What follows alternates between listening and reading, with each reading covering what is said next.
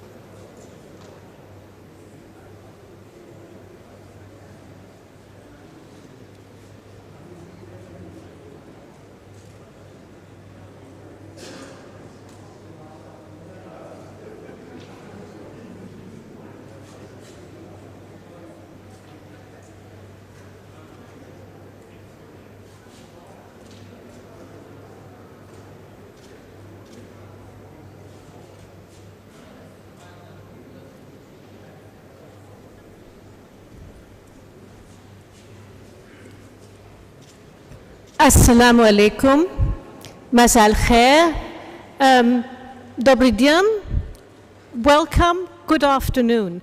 My name is Cornelia Meyer, and I will be guiding you through today's proceedings and also have the honor to moderate the panel. First of all, welcome to the role of ICIEC to attract private-public partnership investments in the post-COVID era, which is very important. It's important we have resource mobilization, we invest in infrastructure, and this panel is all about that. First, let us have a short testimonial video of the valued partners of ICIEC. The Islamic Corporation for the Insurance of Investment and Export Credit, ICIEC, is a specialized multilateral insurer. We facilitate trade and investments between member countries and the world by providing Sharia-compliant risk mitigation and credit enhancement tools. We are catalyzing sustainable economic development in our member countries and in strategic sectors. ICIEC is rated AA3 by Moody's with a stable outlook for 14 consecutive years. Since its inception, ICIEC has insured more than $80 billion of trade and investment. In the face of the global pandemic, ICIEC responded quickly to help its member countries. Forging strategic partnerships, ensuring critical trade flows continued, and delivering innovative solutions to help mitigate the fallout from the pandemic. Our Strategic Preparedness and Response Program, SPRP, provided $643 million of business insurance coverage to protect essential trade flows. We provided $2 million to support the private sector and to attract cross-border investments with the launch of the COVID-19 Guarantee Facility, CGF. We're also strengthening the pandemic recovery efforts of member countries, providing $262 million to the healthcare sector and $50 million to small to medium enterprises. For example, the ICIEC COVID-19 Emergency Response Initiative, ICIEC, delivered $400 million in grant funding to preserve the flow of essential imports to low-income member countries. But that's not all. ICIEC also delivered business continuity management measures and a defensive investment strategy.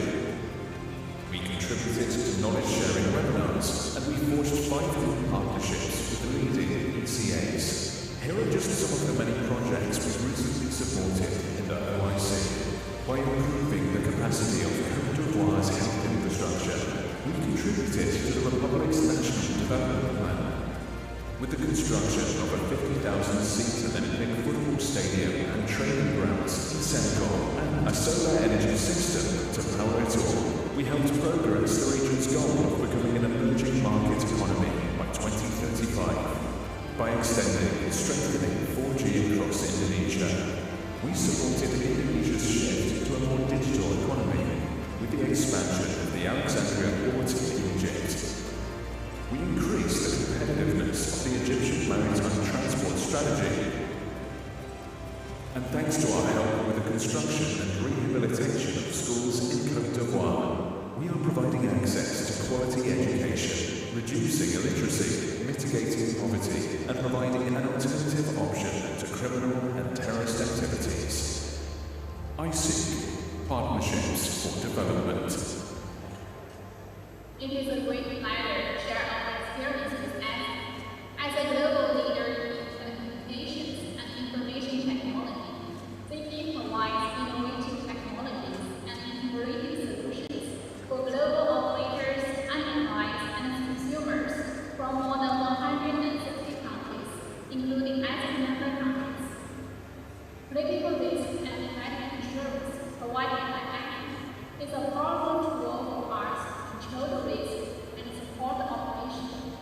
We look forward to closer collaborations with ACI and better serving our clients. Thank you. We have been working with a number of operators such as Uzbek Telecom for which the ICIEC insurance has been very helpful in helping to mobilize financing of banks, in this case DBS.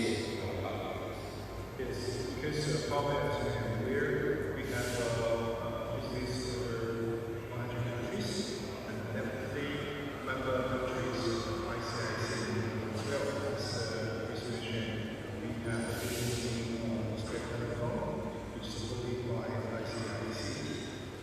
Dear ladies and gentlemen, first of all, I would like to thank ICIEC and Islamic Development Bank for inviting us to contribute this month. We started the dialogue with ICIEC 3 years ago, and I'm very proud to announce that we have signed the first transaction, and especially important for us that this transaction is to be successful. ICIEC plays a crucial role in supporting business in member countries, and its role is very complementary to other ECs and commercial models. I'm sure that the cooperation with ICIEC will help to further develop businesses in these countries and will transform into long-lasting and very fruitful partnership. Thank you very much. The world economy has become increasingly interconnected over the last decades, particularly in trade and investment. With the growth of global value chains, advanced economies increasingly specialize in specific activities and stages rather than industries. Trade and investment involve extensive flows of intermediate goods and services, and lowering investment barriers is more than ever needed for the country to become integrated. However, companies looking to trade and invest globally still face many political and commercial risks, limiting their desire or ability to conduct business in foreign markets. And the challenges of the COVID-19 pandemic have aggravated these risks. But while the uncertain times we face posing trials for us all, ICIEC persists in finding ways to support our member countries, clients, and partners throughout recovery. We will continue to develop risk mitigation solutions and enhance our financial flexibility tools to provide resources to help rebuild economies while delivering sustainable development impact for the people who need it most.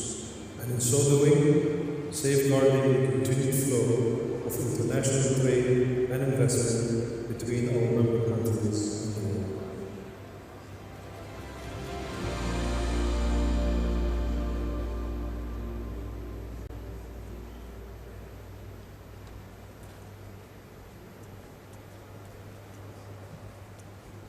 That was a terrific endorsement.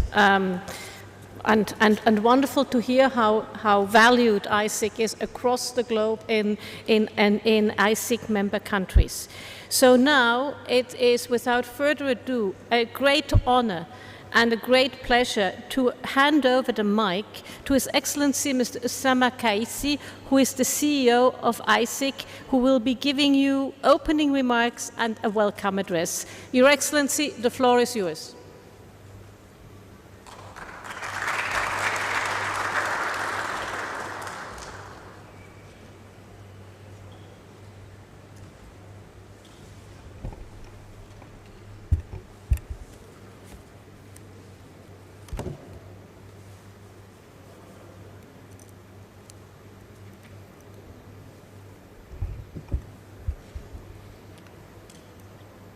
بسم الله الرحمن الرحيم الحمد لله رب العالمين والصلاة والسلام على خاتم النبيين والمرسلين سيدنا محمد الأمين وعلى آله وصحبه أجمعين. Excellencies, distinguished guests, ladies and gentlemen, Assalamu alaikum wa rahmatullahi wa barakatuh. Welcome to this high-level panel discussion on the role of ICIEC to attract PPP investments in the post-COVID-19 era. One of the many side events organized leading up to tomorrow's inauguration of the 46th annual meetings of the ISDB group in this historic and beautiful city of Tashkent. I am grateful to the government and the people of Uzbekistan and our partners for their generous hospitality and their invaluable support in hosting this important event.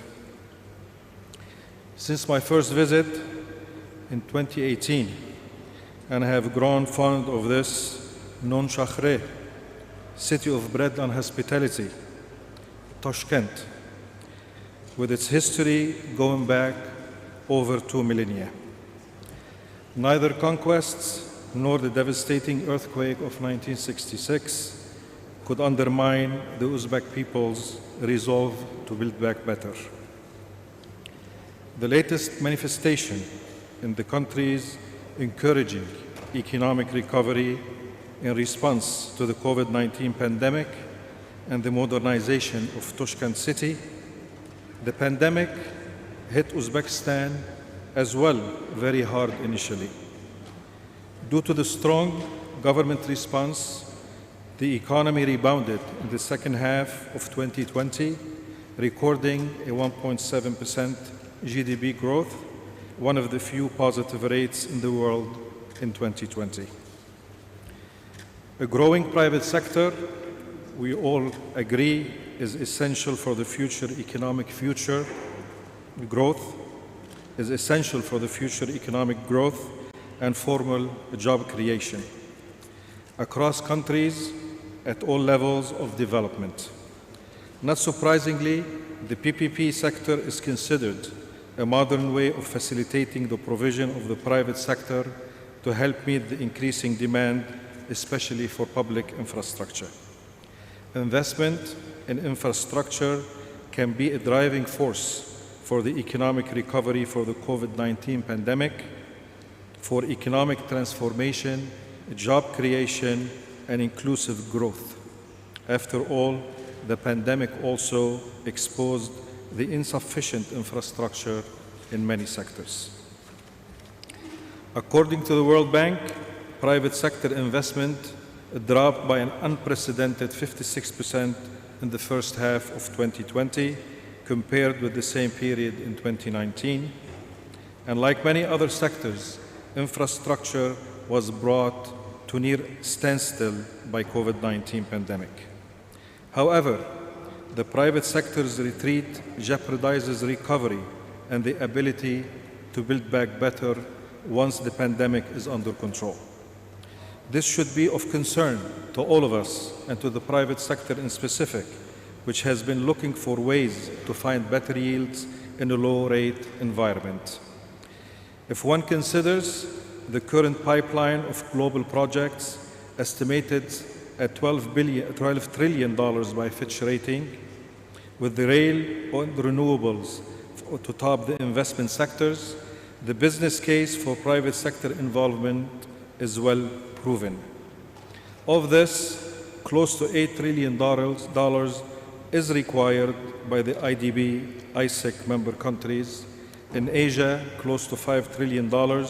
In the MENA region, close to $1.6 trillion. And in Africa, close to $1 trillion. A traditional barrier to private investment was the exposure to a broad range of risks. ICIEC has risen to the challenge by responding swiftly to the pandemic, by forging strategic partnerships, ensuring the continuance of critical trade flows, and creating innovative de-risking tools and solutions to help mitigate fallout in member countries. Political risk insurance and credit enhancement have a track record of effectively de-risking and thus catalyzing private investment into emerging markets through capital-efficient instruments. In 2019, for instance, ICIEC, African Development Bank, African Trade Insurance Agency, and Guaranco launched the groundbreaking co-guarantee platform for Africa, aimed at increasing the volume of insurance and guarantees available to project sponsors and their bankers in a market-responsible manner. The objective was and is to mobilize greater amounts of investment than would otherwise take place in the region in the absence of affordable risk mitigation products. ICIEC contributed $643 million in insurance coverage toward the implementation of the ISDB Group $2.3 billion COVID mitigation strategic preparedness and response program, guided by the 3 Rs, the respond, restore, restart culture.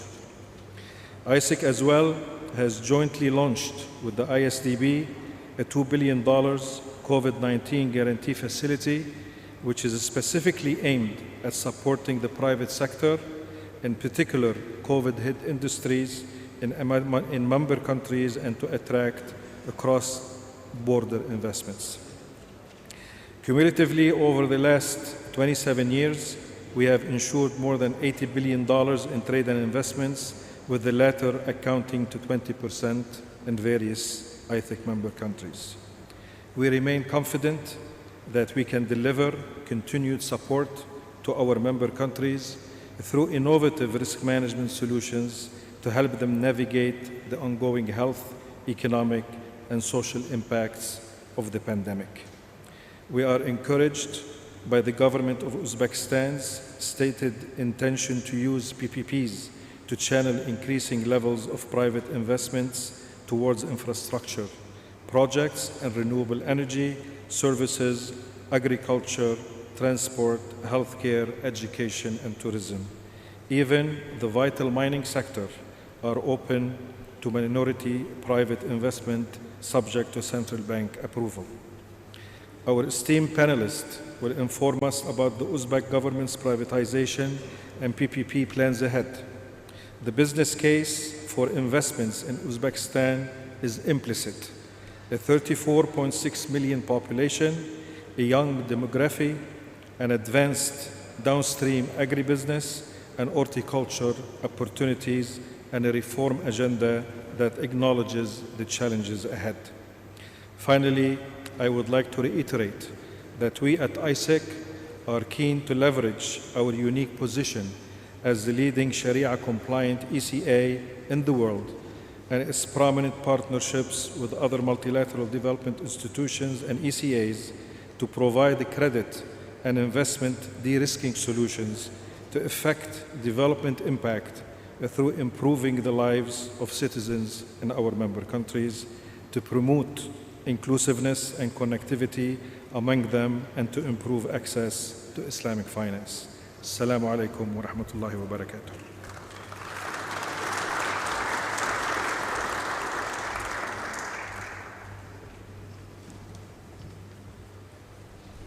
Your Excellency, thank you very much for your wide-ranging remarks, which set the stage wonderfully and gave us great context. Now, it is a distinct honor and a great pleasure to welcome to the stage the alternate IDB governor for Uzbekistan and Deputy Minister of Investment and Foreign Trade, His Excellency Mr. Shuhrat Vafayev, to give his keynote address. Your Excellency, the stage is all yours.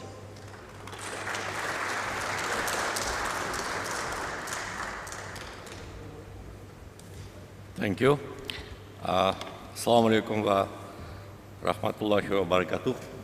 Let me first of all welcome you to Tashkent, welcome you in Uzbekistan, and I hope that you feel here comfortable, home, and if there is anything we can do to ensure that you enjoy your stay in our capital, just let us know, we'll be in your disposal.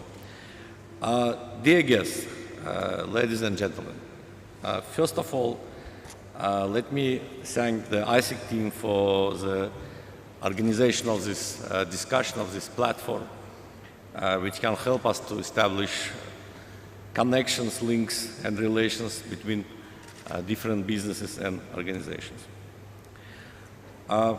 Uzbekistan, a few years ago, to be precise, 5 years ago, under the leadership of President of Uzbekistan, His Excellency Shavkat Mirziyoyev, launched very ambitious and large-scale reforms.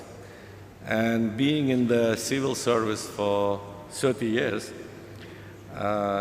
even I was sometimes skeptical about how realistic these objectives and are they doable. In fact, the life has turned the way that we've done probably a bit even more than we expected to manage at the beginning. And the first results are clearly evidenced that we're on the right path. Our GDP, as it was already mentioned, stayed positive, even in GDP growth stayed positive, even difficult 2020, despite all impact of pandemic, and the well-being of the population, which is most important for us, is improved. In terms of business climate reforms, in terms of improving environment for the private sector, our steps in easing regulations, in eliminating the red tape and barriers for the private sector reflected in, first of all, in the World Bank's Doing Business report, where we changed and gone 69, I think, points in just last couple of years. The country first time received its sovereign rating, and it is encouraging that our ratings are stable now and we don't have any negative outlooks provided by rating companies. In addition, one of the main drivers of growth in Uzbekistan was, of course, acceleration of infrastructure development through deploying private sector participation.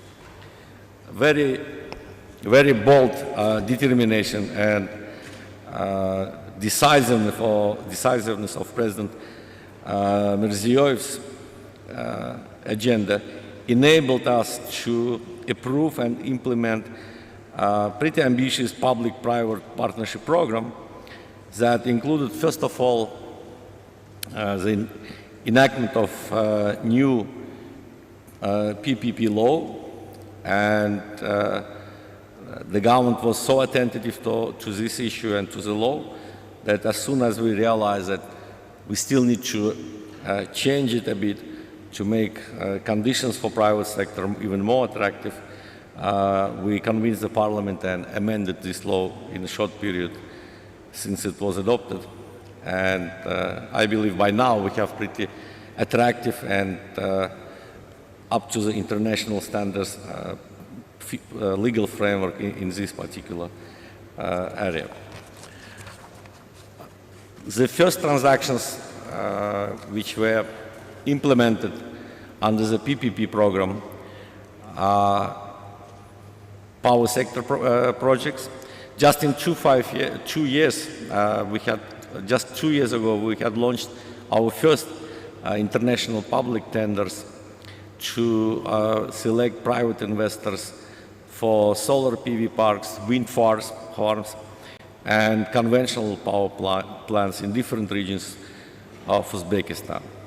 The number of submitted applications pleasantly surprised us, first of all, and of course demonstrated a very high interest of foreign investors to develop power projects in Uzbekistan.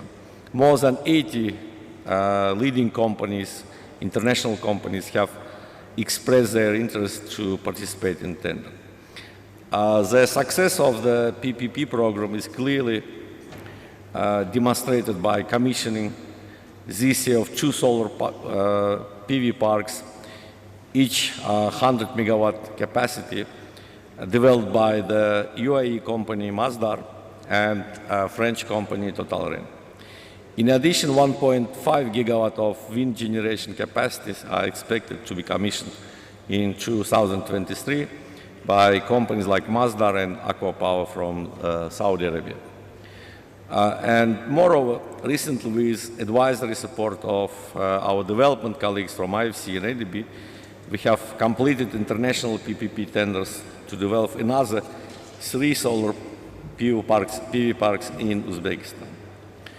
And first experience was very interesting. I was first time participating in the ceremony of opening the bids with tariffs proposed for solar plant by our bidders, and we were so anxious about ensuring transparency, so we invited the TV people, and they basically they basically were it was happening basically online, and we were very pleased by the results of these auctions, which enabled us to receive one of the lowest, I think, in the top 10 lowest tariffs for solar plants in Uzbekistan. And we continue, and we're determined to continue this transparent, competitive selection of investors in our generation capacities. Another interesting area, of course, transport sector, and we are very keen to bring private investments, private players in road infrastructure, construction and maintenance, especially given that Uzbekistan is a double landlocked country and depends a lot on a road network and its quality. With support of, again, of our international development partners, we are now structuring 2 projects in road sector. One is Tashkent-Andijan, from Tashkent to Andijan, Fergana Valley, and another one is Tashkent-Samarkand toll road.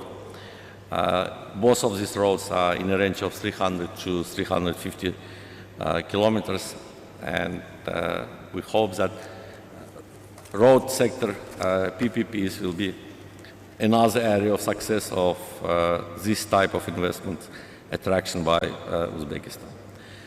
Healthcare. In healthcare sector, we struggled a lot, but finally, and mainly because of changes, adoption of the new law and amendments to it, we closed the first deal, which is about providing hemodialysis services for patients in several regions of Uzbekistan.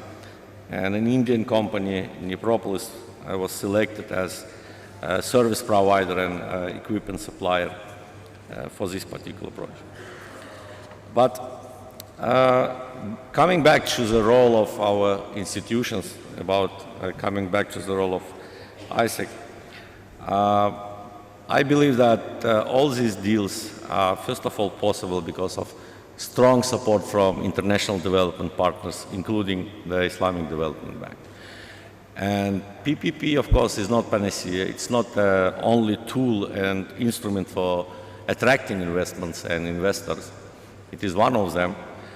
And along with that tool, we apply another instruments like privatization, greenfield investments, or project financing, or private equity, and there are many, many other options. What is most important for countries like Uzbekistan is ability to use different options, have access to different and diversified menu of instruments which help investors de-risk their investments and support the governments in terms of providing additional credit enhancement support. And institutions like ICIEC can play a very critical role with relatively small investments compared to the size of the projects in bringing private sector in, bringing them with confidence and with trust in what they're doing in Uzbekistan and in many, many other developing countries like Uzbekistan. So I believe that together we can work on increasing, first of all, and raising operations of the corporation here in Uzbekistan, as well as in other countries of our region and our Ummah. Thank you for this opportunity to share my views, and I look forward to a very interesting discussion. Thank you.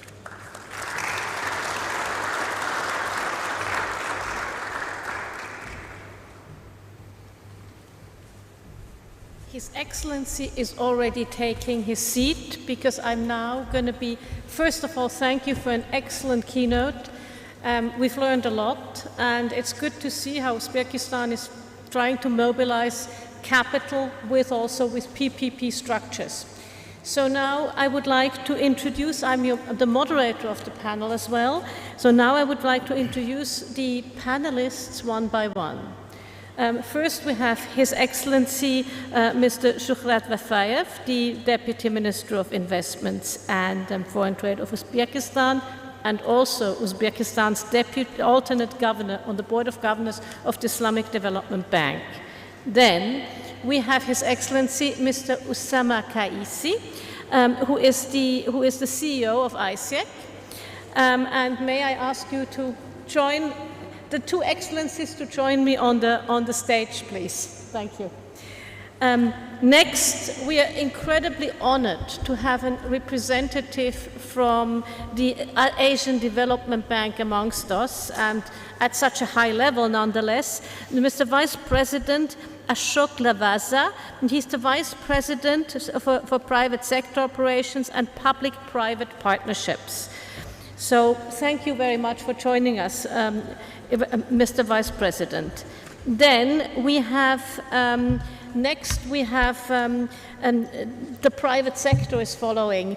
We have Mr. Tom Terling, who is the Executive Vice President of Aqua Power, which is a very up-and-coming, active developer in the Kingdom of Saudi Arabia and way, way beyond.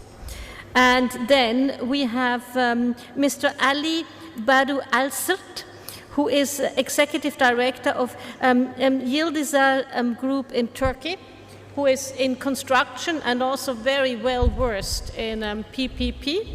And last, but not at all at least, one of ourselves, Mr. Ibrahim Shukri, who is the manager of the regional hub for the Islamic Development Bank in Kazakhstan. Mr. Is he joining us? He's already there. Oh, you're faster than me.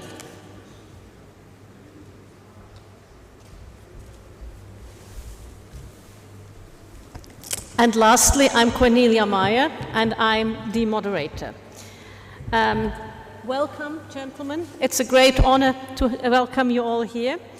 The aim of this panel is to highlight the importance of private-public partnerships in attracting investments and mobilizing resources in the post-COVID-19 era. The pandemic has laid bare problems and vulnerabilities in cross-border trade and investment and remarkably driven up the cost of doing business. The importance of strong PPP frameworks and investments has become ever more important. As a unique multilateral platform for Sharia-compliant export, credit and investment insurance, the Islamic Corporation for the Insurance of Investment and Export Credit, ICIEC, has a big role to play in resource mobilization and ensuring constructive cooperation between the public and the private sectors in the member countries of the Organization of Islamic Countries and OIC member countries. The panel will highlight the importance of PPP structures in OIC member countries to respond to the pandemic-induced economic devastation, as well as restarting and restoring economic activity in line with the Islamic Development Bank's Strategic Preparedness and Response Program, which was launched in early 2020 as the pandemic hit the world. Allow me first to make just a few housekeeping remarks. We will first have a panel discussion where I have the honor of asking all these gentlemen interesting questions. And then the answer to every question will be limited to 3 minutes, please, because it would be a pity for the audience not to benefit from the repository of knowledge on the stage. It's very rare that you get such a distinguished group of people who know so much about PPP investments, especially also Sharia-compliant insurance structures. And then we have a Q&A session. And after that, I will take a minute or two to sum up and tell you the 4 key points that I've heard, so you have something to go away with. So, without further ado, Your Excellency, Mr. Vafayev, how has the pandemic influenced your approach to PPP structures, particularly in the healthcare sector, but you're also looking at roads and so on? Has there been a market change in your attitude towards PPP structures?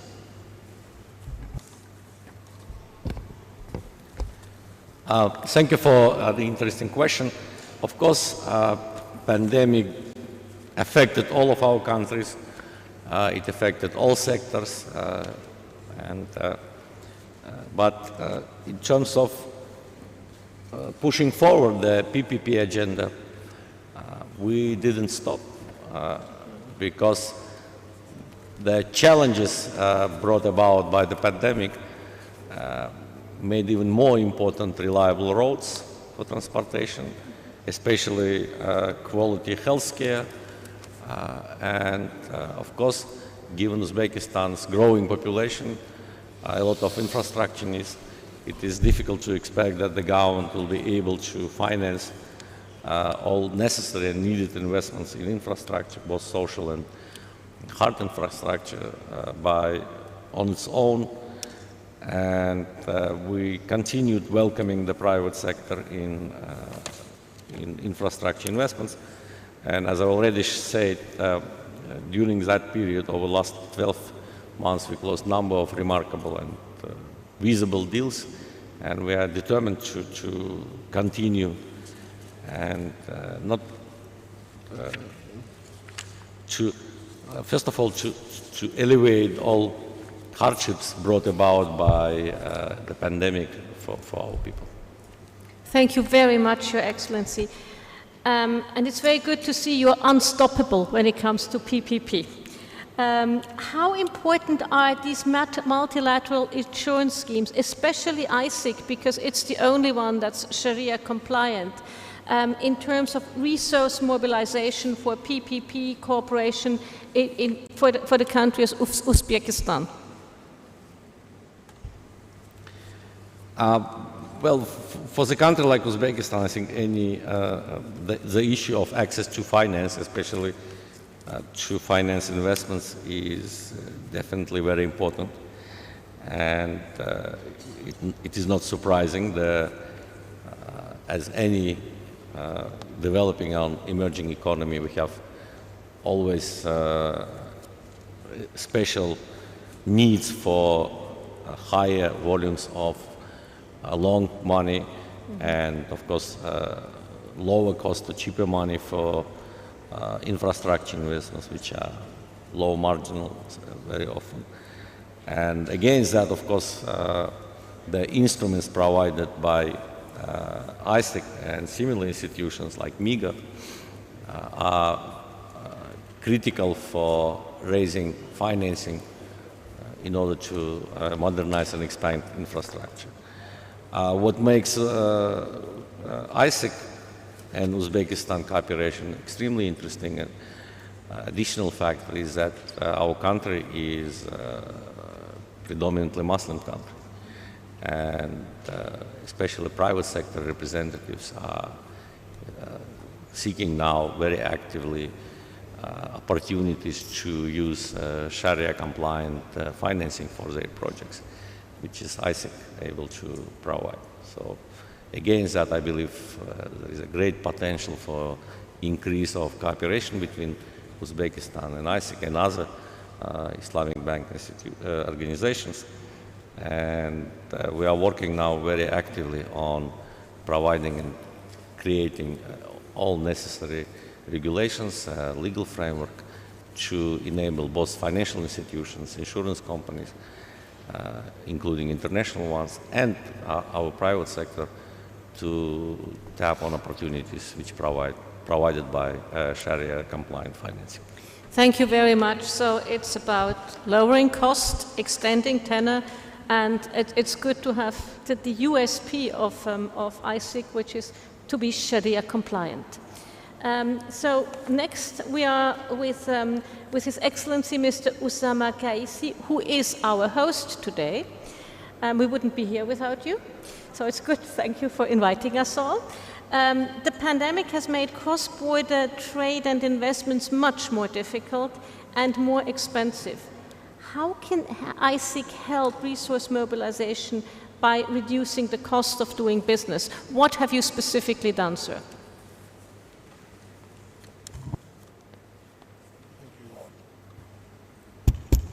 Thank you, Ms. Meyer. Let me address this question from three angles. The first angle is the role of the PPPs and into the developmental impact as a tool, financing tool. The second part that I will address as an angle is the de-risking tools that are available. And the third part of it, us as ICIEC, what have we done in that aspect? We have to all agree, and Mr. Minister, he mentioned it, that it is one of the financing tools as PPP. Yeah. And it is not a tool that is viable for every solutions that we have for developmental impact, but it is one of the tools that is more and more becoming more prominent on the scene, and we are seeing it more and more in economies that are emerging, that they are using it over there.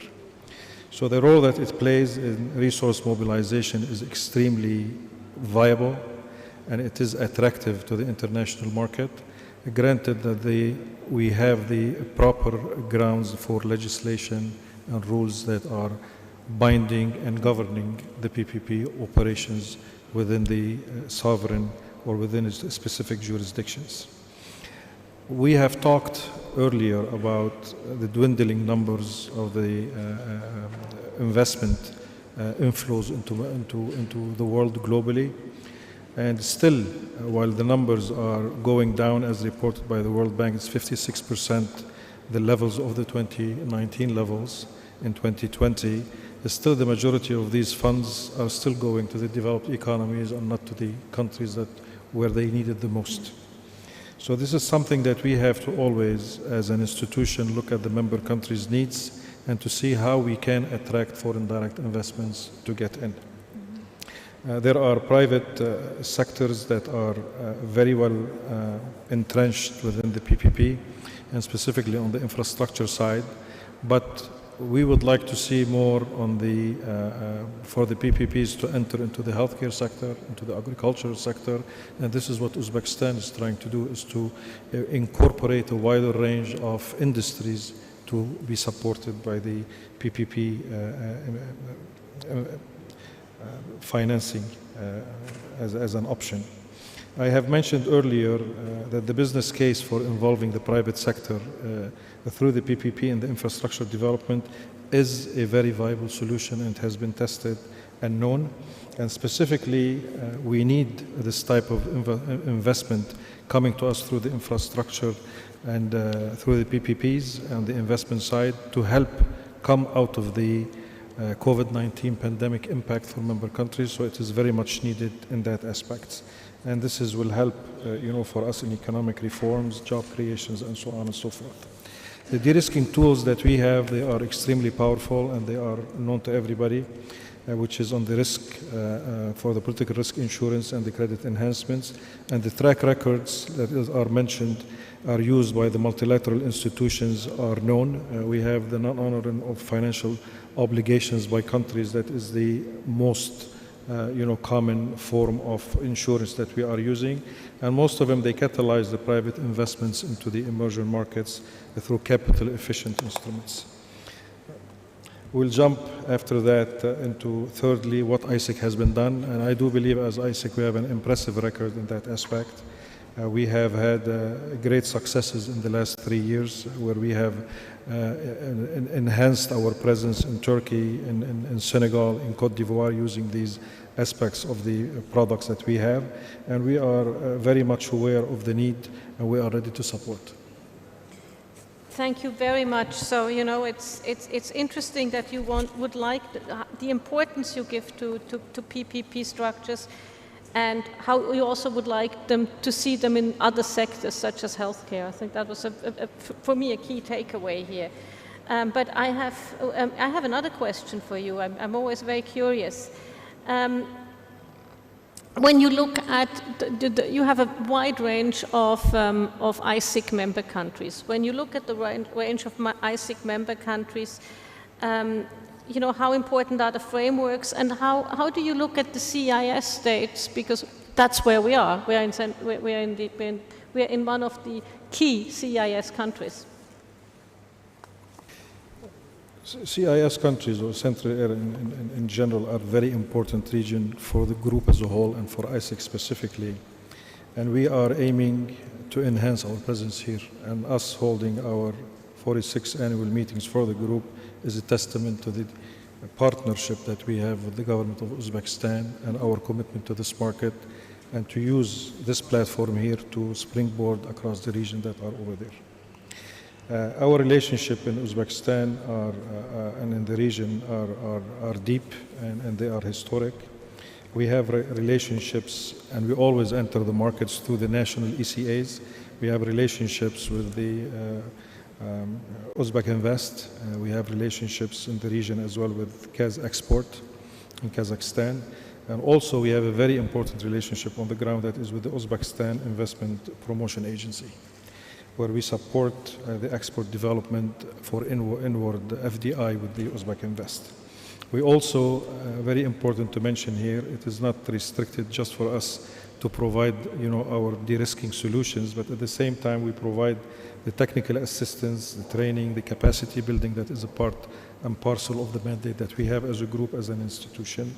And always we would like to think of the local ECAs as our partners. Since 2003, we've had a long history, specifically with Kazakhstan, because it is the oldest member of ICIEC since 2003. And we have had a great experience there between trade and investment. We have covered close to $2 billion. And this is all in the infrastructure projects and into exports of strategic goods. We are looking to enhance our position within the CIS. At the level of the Uzbekistan, it's an emerging relationship that we have just started in 2019, and we look at them as a major partner, and we look more and more to do with the government of Uzbekistan. There is a huge potential of cooperation that we are looking and we are discussing during our visits here. And we look to partner with the Uzbek agencies to do more on the ground. I would like just to say that just about a case that we have done here in Uzbekistan, and this is during the very short tenor and including the pandemic period. We have fared well, but we have to do more in Uzbekistan, where we have supported projects in the tune of about $126 million. They're covering different sectors of the economy and industries, telecom, manufacturing, and here I stress on SMEs that are extremely important to support during this period. We are encouraged when we sit with the government of Uzbekistan about their stance for the reform, and this is what gives us more chances of success because of the commitment that we are seeing at the level of the government. So thank you. As they say, nothing succeeds like success. And having actual projects on the ground is the best testimony. And it's good to see how, how important Uzbekistan, Kazakhstan, but also the other CIS states are to the Islamic Development Bank. We're going east now. We're going from Jeddah to Manila. We're going to the Asian Development Bank.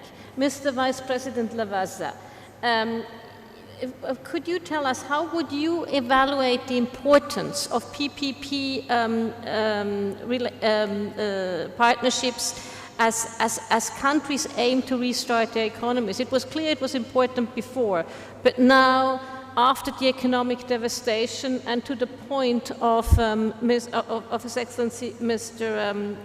Kaisi, developing countries are growing slower. World at 6%. Member countries of IDB across the board about 4.4% in 2021. So how would you look, in that context, how would you look at PPP relationships? Thank you very much for that question. And I think the subject that we are discussing today, it assumes greater importance because we are discussing it in the shadow of the pandemic and the recovery that we are all trying to work for. So if you look at the region, that is a specific question that you asked, it would be seen that almost all the countries are gaining some space, covering some ground in the PPP space. So if you look at Kazakhstan, for example, they're already looking at the second round of renewable energy PPP project, and it is hoped that the second round will be based on competitive bidding, because competition is something which is at the heart of the public-private partnership. Similarly, if you look at other countries, Azerbaijan, Armenia, Kyrgyzstan, Tajikistan, all of them in the renewable energy space or in the electricity space, distribution space, they are at different stages of implementing PPP projects. I think this has become possible because of a strong commitment on the part of the ministries to usher in reforms which will attract the private sector. These are structural reforms, these are policy reforms, and they are more or less the prerequisite for public-private partnership. Mm-hmm. ADB has been very keen and proud to have supported the partner countries. And in this case, I think the example of Uzbekistan is the most prominent. The Honorable Minister did mention the tremendous progress that has been made by Uzbekistan in the PPP sphere. And if you look at what has happened in Uzbekistan, I think it's a case study because they started their reforms with the purpose of inviting private investment, including foreign investment. And one of the first steps which was taken was to have a PPP law, because a legal framework which makes the environment predictable, which creates an enabling environment for attracting private investment, I think is very necessary. Then they set up a PPP development agency, which is an agency which has the capacity to evaluate projects, to look at the pros and cons of various kinds of investment to do the value for money analysis. So this coordinating agency, which has the capacity, which has the expertise to appraise projects, to advise policy, to advise the steps which are required for implementation, I think that was an important step. And with this, I think the Honorable Minister also mentioned that they have developed a pipeline of projects. I think that is something which is required to be done, that you don't look at just one sector, from renewable energy to health to education to wastewater management to water supply. There are many public services, many areas in which governments have dominated the investment space that are amenable to PPP. And it's a matter of great satisfaction that ADB has associated itself and supported the initiatives taken by the Uzbek government. So I think that actually can provide a template to the other countries also. That's very interesting, and you know, you're very efficient. You've already answered my second question. So I'm taking, because my second question is my second question was, you know, how can countries create the ecosystems? You've just said basically they need to get the framework and they need to get the institutions, which Uzbekistan has done.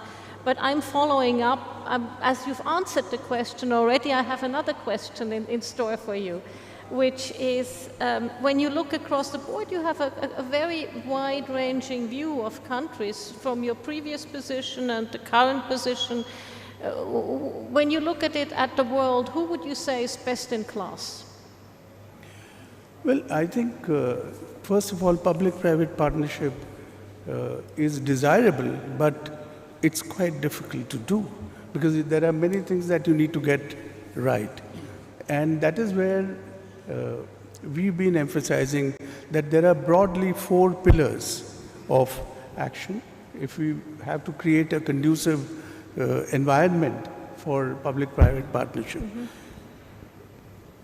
Most of the sectors in which private investment is sought by way of PPP, they have been earlier dominated by governments. Okay. So in order to provide this service, what is the advantage of associating the private sector? I think the first pillar of this is that there has to be a clear legal and policy framework. That is the first pillar.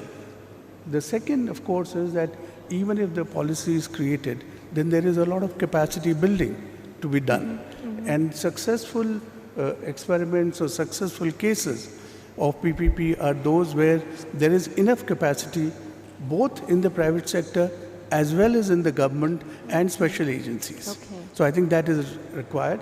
And then, of course, there is transaction advisory services, which you need to take you through the project.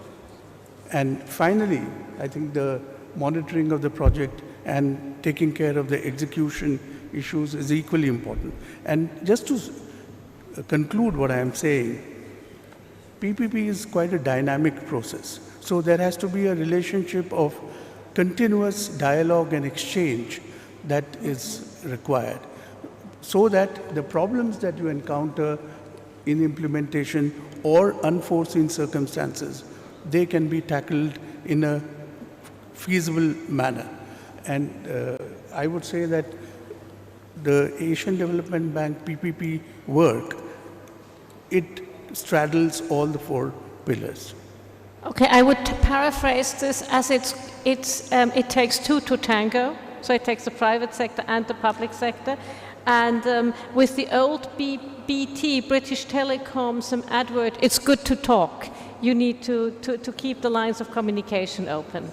So now we're going from Manila back to the Kingdom of Saudi Arabia, to a powerhouse in every sense of the word, Aqua Power, who has started in Saudi but is, very active here, is incredibly active in Africa, in the Middle East.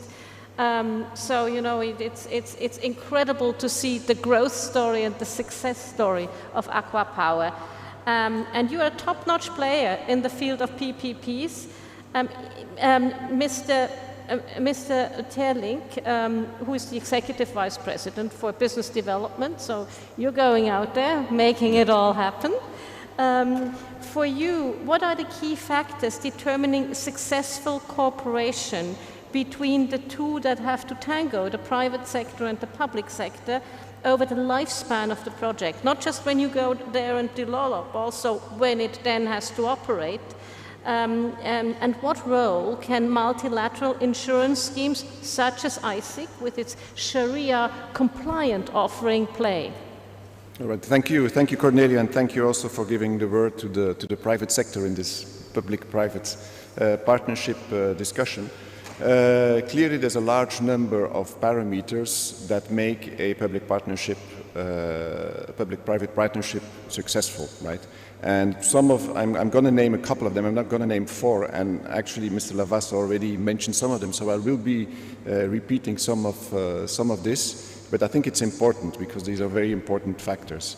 Because these are elements which are very important in order to what I call survive the honeymoon period, right? We need to lay the foundations for the long-term partnership. This is a relationship that lasts for 20 years, 25 years, 30 years, right? And the early months, probably the early years, they go very smoothly. Everybody is happy because you're signing the agreements.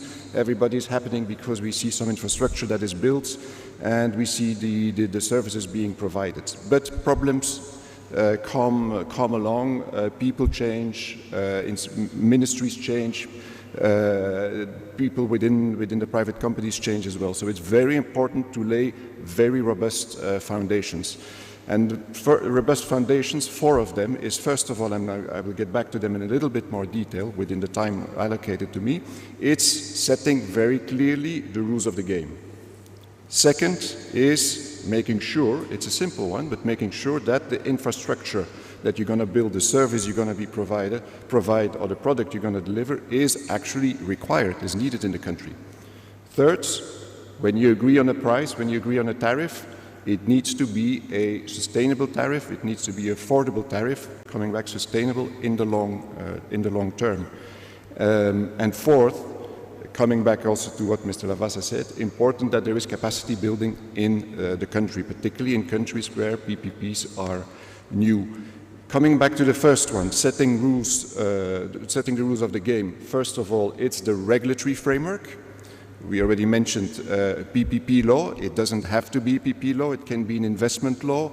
It can be a set of other rules, but that at least set the rules, set the environment on the basis of which a private investor can come into the country and build a partnership, whether that's a contractual or through a common shareholding or whatever with the public partner.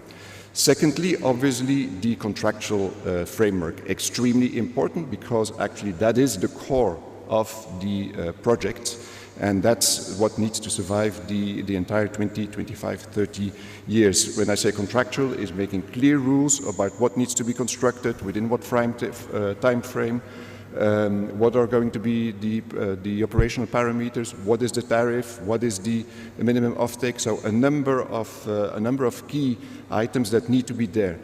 Where, you know, when we talk about contractual framework, you don't need, the countries do not need to reinvent the boiling water, do not need to reinvent the type of contracts. Contracts with very high international standards are available, have proven successful in many parts of the world, and when we say successful, it's also bankable, because that's an extremely important point. Of course, your contractual framework needs to be balanced, right? It's as an investor, and I'm talking from the point of view as an investor, you don't step into a project where you think this is an unbalanced contract, I have so many advantages, this is a very investor-friendly contract. It's going to be a bad project, you're going to run into problems later on. Before I go into my second question, just one sentence from you, please. How concerned are you about change in law, and can you avoid them by change in law clauses? Because, you know, you may have, as you said, ministers change, people change, governments change, and then suddenly if people tell you, well, now it's all no longer valid. How worried are you about these things? Yeah, change in law is obviously, it's an important point for an investor. It's an important one for lenders as well. It's always a more difficult one to negotiate with the public partners. You need some protection because you put a tariff on the table based on long-term cash flow, based on long-term forecasted revenues. So you may have some protection there. Of course, you also have to acknowledge that you live in a country that evolves, where the legal system evolves. So you have to comply with the changing legal environment, but you need some revenue protection. So, in other words, your friendly multilaterals are important. So the second question I had for you is, you know, you're very active in Africa and CIS. You're active in a number of OIC member countries and of ICIEC member countries. Yeah. Could you tell me, you know, do you have a specific success story, a country where you think, you know, it's always good to share the success stories so everybody here can learn? Is there a country where you think, well, they got it right and we did a great project there? Yeah, so I mean, we are in a large. We have 65 PPPs in 13 countries today. In a lot of those countries are countries where the Islamic Development Bank is active, including. So we have successful projects, obviously in our home country, Saudi Arabia, but in the whole GIC, in the Arabic Peninsula, in Jordan, in Egypt, in Morocco, where we find projects that comply with what I just, the parameters that I just mentioned. But, and it's not because I'm here, I mean, we don't need to travel so far. If we want to look to a very good and a very successful example, we come to Uzbekistan.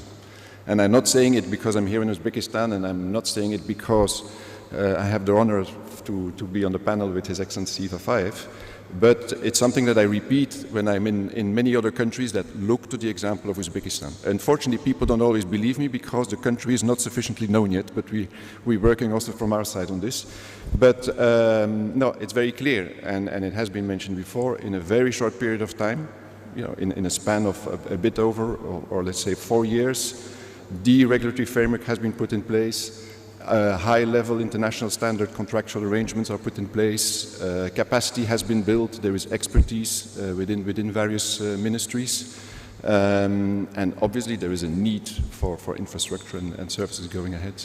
And maybe if you allow me to finish on that, what's important also is, and that's maybe because I didn't answer to the second part of your first question, is in those projects, in our projects, in the type of PPPs that we do, multilateral insurance agencies are very important, right? Okay. It's very important both for sponsors, and lenders, particularly for lenders also, in order to attract also commercial financing to this type of projects and to the countries doing the PPP. Well, that's great. So congratulations, Your Excellency, Mr. Vafayev. You're clearly doing something right, and what I take from this is it has got to do what it says on the tin, right? If it says it's this, it's got to do it. So next we're going from Saudi and all over the OIC member countries to a very beautiful place. We're going to Istanbul. And I am very lucky to have Mr. Ali Baru Alsit, who is the Executive Director of Yıldızlar Group in Turkey. They're a very big construction group. They are very active in the PPP sector. They do turnkey projects. They do roads, they do a lot of energy. They also do turnkey hospitals, which especially in the post-COVID-19 era is an important thing. So, like Mr. Terlink, Mr. Ali, you are on the other side. We had first the multilateral side and the government side. You're on the other side. You're on the private side of PPPs. You're really at the, in a construction business, you're at the coalface, right? You're where it all happens. For you, in your business, how important are PPP structures to be able to do what you do? Thank you very much, first of all, for this opportunity of speaking to distinguished community here. Yes, I am representing Yıldızlar Group, and our group is mainly working as an EPC contractor. As worldwide active contractors, the economic growth and lack of infrastructure facilities are the two main issues that attract our interest. Considering these facts, mainly emerging countries dispersed over Middle Asia, Africa, and Eastern Europe form our area of interest. Because these areas have their major infrastructure needs in sanitary, transportation, healthcare, and energy supply areas, and also they are continuing with their economic expansion even in this period of global pandemic crisis. As we discussed, I am sure everybody has the consensus that the PPP modeled contracts has many advantages for the governments and employer side to reach most economical and fluent solutions for investment. And now, as a representative of a contracting company, I would like to highlight the view from the concessionaire, the contractor side. First of all, by definition, a public-private partnership structure brings the possibility of keeping the bureaucracy and the procedures, governmental procedures, under control, introducing transparency to the market and supporting the process by entrepreneurship approach. We are, as contractors, are high risk takers, and as a Turkish contractor, we are pioneering the risk taking in many parts of the world. However, when an investment project is the subject, the finance supply agencies and other stakeholders are also in the picture, and risk taking shall be regulated to a certain level with respect to direct investments and private bodies at two ends. Of course, the minimum risk can be taken by a financier when that is a direct government investment, but this approach is already left many years ago. On the contrary, taking direct risk of a private investment is more risky and high cost for the stakeholders, for the financiers. So PPP schemes, on the other side, bring the regulated legal framework which distributes risk on all parties of the project. Furthermore, for most of the investment projects for public service, profit targets shall be regulated at a certain level for providing the service with affordable costs. PPP frameworks also introduces certain mechanisms and incentives for supporting cost limitations, which strengthens entrepreneurs to be able to keep their price levels at affordable levels for the community. As a conclusion, I can briefly state that, aside its advantages for governments and community, the public-private partnership contract structure is bringing regulatory and security framework for investors, for the concessionaires, and also giving the opportunity to keep the economy with considerable profit-making but affordable prices for the public. Okay, oops, we're getting entangled here. So that's very interesting. My next question to you would be, how important, you know, when you do your business, especially internationally, how important are the multilaterals for you? You know, there's lots of insurance out there. How important are the multilaterals also as a level of comfort of direct insurance, but also as supporting? How important are they, and especially how important is ICIEC, and how does ICIEC set itself apart? Well, considering the current pandemic conditions we are experiencing, it's a common opinion that the instability reached unpredictable high levels and radical measures are needed to be taken all around the world.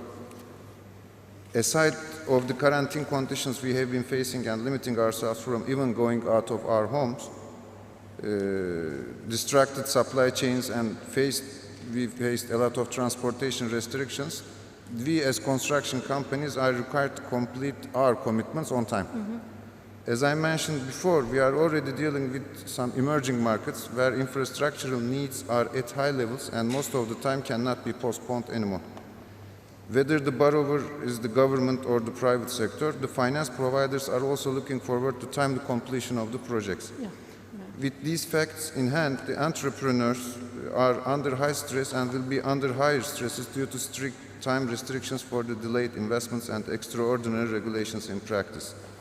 Moreover, despite the finance providers are dealing with private sector members, especially in PPP projects, hosting governments are also monitoring terms of financing provided and requiring more economical conditions, whereas the finance providers are also looking their margins in their incomes. Mm-hmm. Adding the profit margin requirements of the concessionaires, softening the finance conditions becomes the start point for finance structuring. For all those requirements, again, my opinion is that the ECAs and the multinational institutions such as ICIEC are must to be utilized. I am pleased to express that we have been working for a number of projects in cooperation with ICIEC, especially in Sub-Sahara, and we are also working for new projects in other parts of the world. At this point, I also would like to emphasize the precious supports we received and we are receiving to reach the best solution for all parties, including contractor, government, and financiers from the esteemed ICIEC team. And we are being guided by them for the right financing partners, and which their guidance strengthened us against our clients and with respect to our competitors. For example, when we as Yıldızlar Group, we are also strongly intended to expand our range of activity in the esteemed Republic of Uzbekistan, and where the position is much more improved due to strong governmental willingness to implement PPP projects, well-established legal infrastructure, and awareness of international finance and entrepreneurship requirements. This well-established, more simplified market structure, on the other hand, increases the competition and forces us to search more sophisticated finance supply structures and reach best available commercial terms. We are also thinking, we started to work with ICIEC from the very beginning, and we are also thinking that in this requirement of sophisticated financial solutions, ICIEC will be our major partner, major place for us to apply. At this point, finally, I also would like to underline our kind requirement to ask expansion of ICIEC activity range where the ICIEC member country originated entrepreneurs can utilize in unmembered hosting countries.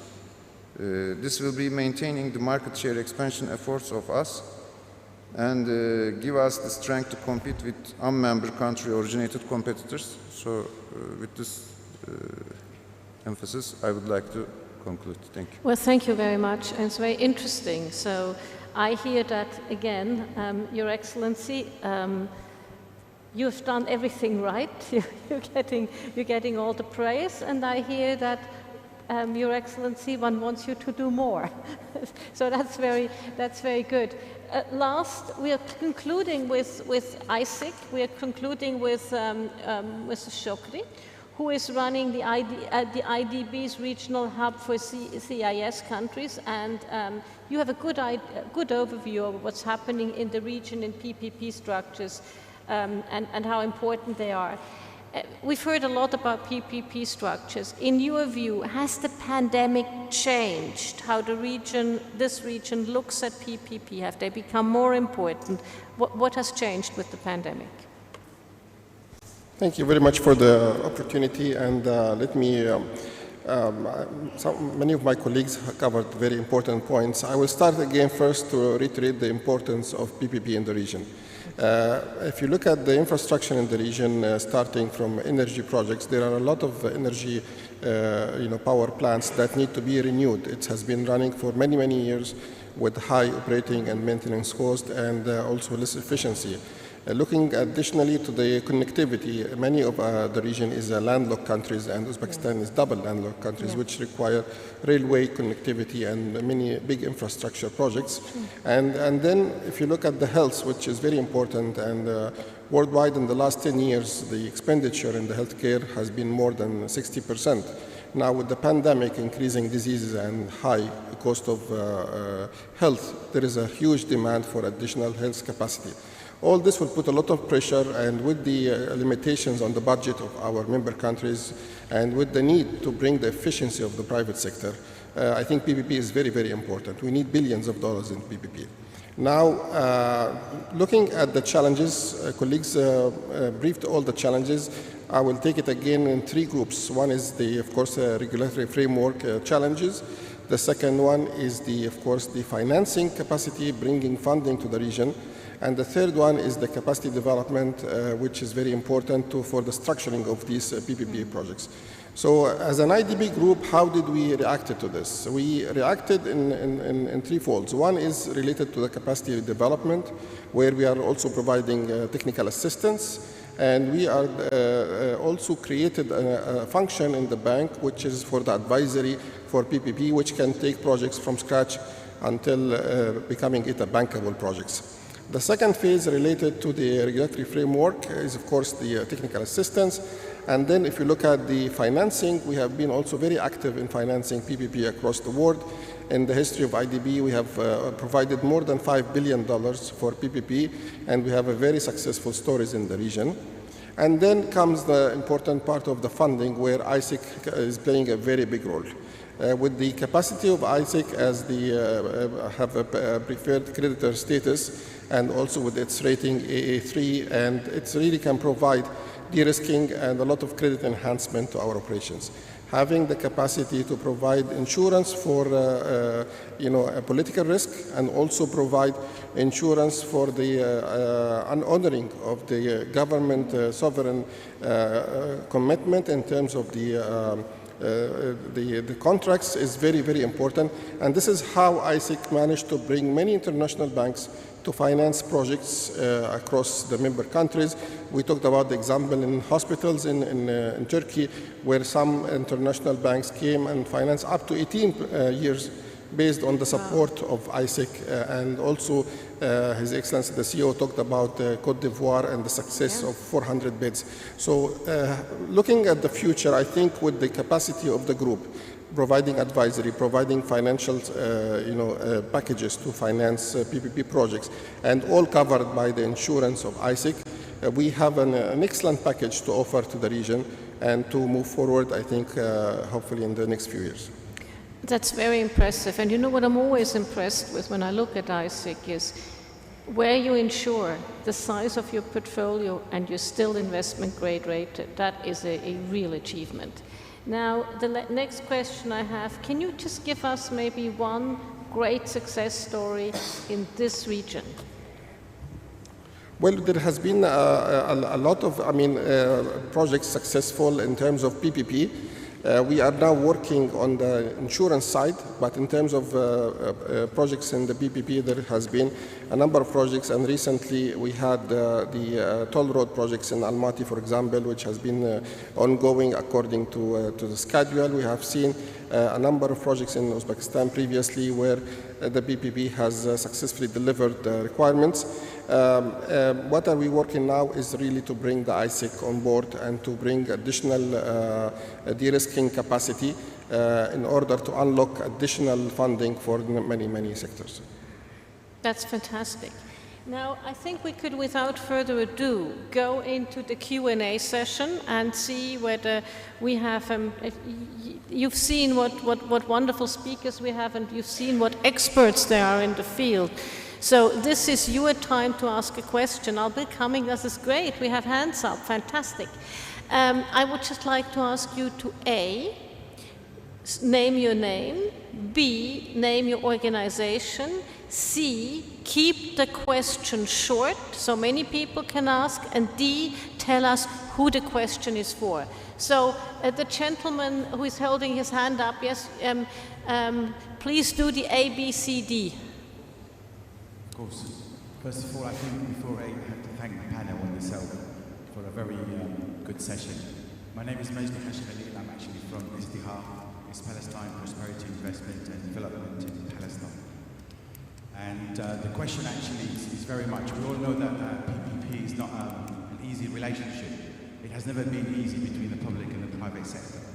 And in our case, for example, sometimes the public sector actually hinders the progress of the private sector, especially if they're actually involved in infighting, politics. In our case, it's actually occupation.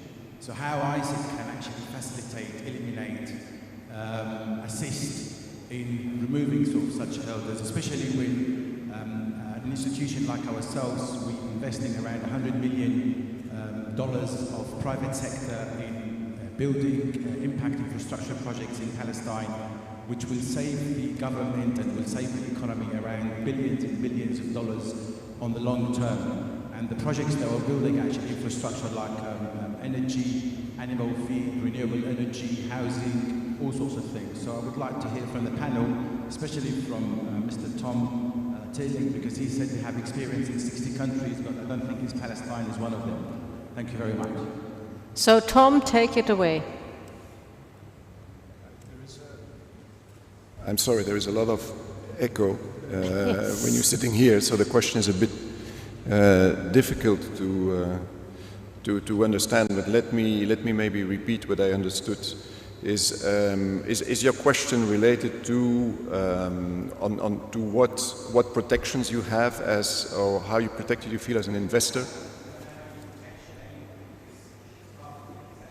Speak in the mic so we can hear. So we can hear. You know, the acoustics are very bad. Palestine has no protection in that case, and the public sector has absolutely no influence in attracting more investments to come into Palestine. And we, as a public sector, we're trying to implement such a project which will make an influence and actually create an independent economy in Palestine. We can't. And my question was, you worked in 60 countries successfully. Palestine was not one of them. So what kind of advice would you give either to the public sector in Palestine or to the private sector in Palestine to start establishing that kind of relationship? Okay, thank you for the clarification. Now it's very clear. So indeed, we did not do any investment in Palestine. And I can definitely see the challenges, right? And apart from the four key parameters that I mentioned earlier on, I think what's extremely important is exactly the support from multilaterals like ICIEC, multilateral insurance agencies like ICIEC, in order to provide protections to lenders and also to investors, right? Because particularly, I think for a country like Palestine, the protection, the investors would also look to what we call a political risk insurance, and that's a political risk insurance. I mean, with the typical the four legs, which is breach of contract by the government counterparty, expropriation, convertibility, I mean currency convertibility and transfer, and the fourth is war or civil disturbances. So that's, for me, that's an extremely important one for Palestine to attract investors in PPP structures. Can I just throw this over to Mr. Casey, Your Excellency, because clearly you're important here. Thank you, Ms. Meyer. The issue of Palestine is not an easy issue, and he mentioned it himself. It's the last country in the world that is still under occupation, and people should know the facts. Talking about doing business in Palestine, it is not easy to do business there. It's a country that, like I said, is under occupation. It's a country that is under severe economic stress from everywhere from the occupation. Even if you want to do business in Palestine, you are being stopped from doing business there. Yeah. As a multilateral institution, we operate at the level of the group through funds that we have, and we leverage these funds with other multilateral institutions like the World Bank and MIGA, and we work with them in that inside the occupied territories. And it was mentioned here by our colleagues from Aqua Power that the risks that are associated, be it a political risk insurance, some of the regions in Palestine, they are considered as active war, and they are not passive war areas. And wherever you have active war, this restricts or forbids us from doing business under our agreements with our reinsurers that are there. So that limits the capacity that is available for us to do this. That puts the more of the need for development on the private sector itself. You have to take more risks yourself. And that limits the development of the Palestinian territories or Palestine in general. But we are willing to talk to you, to explore new ways, to see how we can start, at what level we can discuss it. Please visit us in our offices, and we most definitely will discuss that with you. Mashallah, that was a very positive answer. Thank you. I think that should be, are you happy with the answers? Okay, thank you. So I have this nice gentleman there who's holding up his hand. ABC, please. Good morning, everyone. I'm Khalifa Sarr, Director of Cabinet of Minister of Economic Planning and Cooperation, Senegal. So my first question is for His Excellency. Can you speak in the mic? Really make sure the mic is on. Yeah, it's better. My first question is for His Excellency, Mr. Kaisi. So you mentioned that PPP should be extended to some sectors, such as healthcare sector. You know, for power sector, for example, it's pretty straightforward as the risk sharing. Private sector is used to taking the risk, but if you think about health sector, usually the risk stays with the government, especially the medical risk. So there are some critics that say that eventually it is just increasing the cost to the government to do PPP in those sectors. So it would be interesting to have your view on that. My second question is for His Excellency the Minister. How do you match the urgency that government has to do some critical projects for population and the time that PPP usually takes to be developed and operate? My last question is for the representative of the private sector. You need the last question, Last this question, one. my last question. So it's for the representative of the private sector. We see that the private sector has high expected return in Africa with IRR that can go up to 20%, which makes sometimes PPP and private project not very compelling because of the cost that we end up paying. How do you see the evolution of your IRR target in African region? Thank you. Okay, so first question first. Thank you. Mr. Khalifa Sarr, he failed to mention that he is a board member at ICIEC as well. And I told him to limit his questions. Your Excellency, I apologize. So, in respect of the healthcare sector, definitely the COVID-19 pandemic have exposed and showed some gaps and shortcomings in many industries, and the healthcare sector is to be highlighted there, okay? And everywhere you are going and talking to people today, everywhere you're going and talking to people today, the healthcare sector is taking center stage because it has been exposed after the COVID-19. And no more than ever, you know, even though, you know, you talk about the profitability and the repayment and so on and so forth, ICIEC has had an extensive experience in the PPP sector for healthcare in Turkey. And they have been transformed into state-of-the-art. When you talk about the healthcare industry, they moved into state-of-the-art facilities that they are working now, not just at the level of Turkey, but regionally and globally. They will go into medical tourism after that. It's going to become a generating proposition for the government in Turkey and not just to service, you know, the local population there. And I take it the same thing for Senegal. Senegal, until today, it is still a hub for people visiting from sub-Saharan Africa to go there and to be treated at the hospitals in Senegal.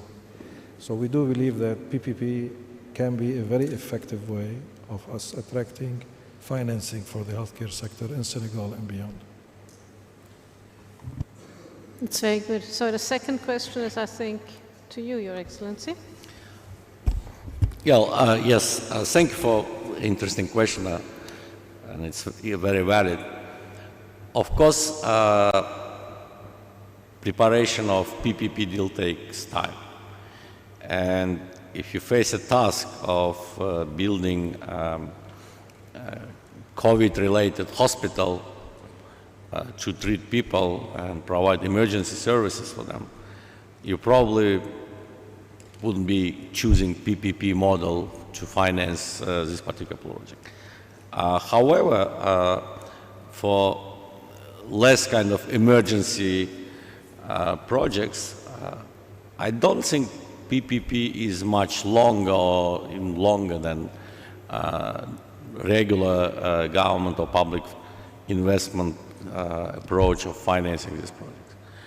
Yes, structuring, preparing project, producing high-quality financial models, putting together legal agreements takes time. But at the same time, it ensures you that you are delivering a high-quality project, because it goes through reviews and prepared under scrutiny of financial institutions, investors, government, different agencies involved. And at the end of the day, you have much better and higher quality cooked deal. Second, when you do it first time, of course, it takes longer. But replicating projects from our experience in the same sector, similar projects, it makes it much faster, because both institutions and people know what they're doing. And most important, markets understand what we're trying to do. And at the end of the day, I don't think you can really save time by going to regular ways of financing against PPP, except, of course, emergency cases when you need to build or deliver really urgent. Thank you. That was very good. And the third question. To whom did you address your third question? Okay. I'm happy to take it. Thank you. Mr. Tom. Yeah, thank you. I fully agree with you. I mean, I'm often shocked when I see what type of tariffs in the power sector that you see in sub-Saharan Africa, including in Senegal also. These tariffs are, I think, are not affordable, right? And they are not sustainable in the long term. And these are the typical contracts that will be put into question by next government, by future governments, and so on. And I don't think they can survive. I also do think, and I see that the return expectations of investors like Aqua Power or other players in the same sector are going down very quickly with respect to sub-Saharan Africa. And you can see a number of good examples where tariffs have gone down dramatically. Yeah, if you look, for example, we won a tender in Ethiopia, 2 times 125 megawatt PV at very low tariffs. So, and why? Because the contractual framework was very well done. It followed international bankable standards. The regulatory framework was acceptable, and there is a lot of support from DFIs, from multilaterals also. So I do think this is also a model that should work for the whole African continent, including sub-Saharan Africa. Very good. So do we have other questions? Yes, the gentleman back there. We need to have some questions from this side of the room as well. Hello. Please identify yourself, your institution, short question, and to whom you want to ask the question. Hello, ladies and gentlemen. My name is Omar. I want to ask you some questions about Can you banks. speak into the mic, please, because of the acoustics? Okay. My name is Omar, and I want to ask you some questions about banks. Can we see the growth of ethical banks around the globe in the near future? Who do you want to ask this question? What did you say?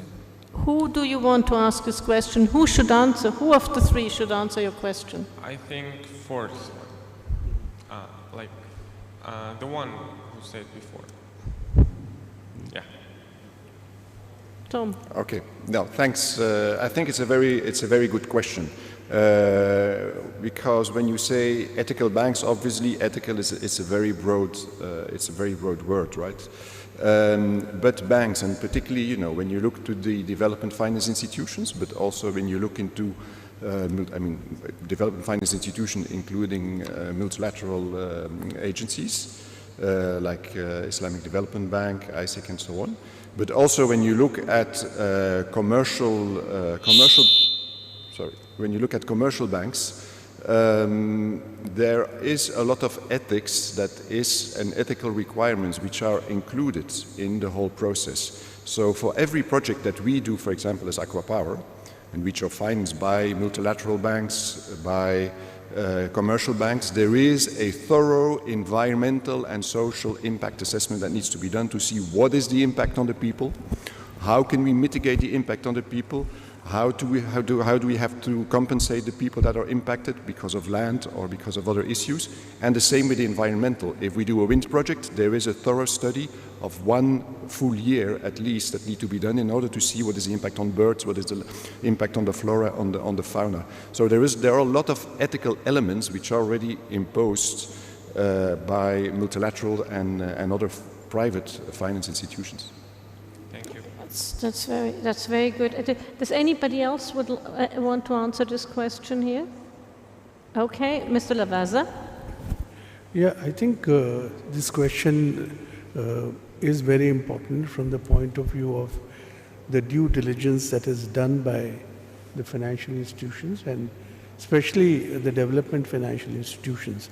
There is a very elaborate framework of safeguards, which is undertaken, whether it is environment or it is social, some of the points which were elaborated by Tom. And also there is an anti-corruption due diligence which is done.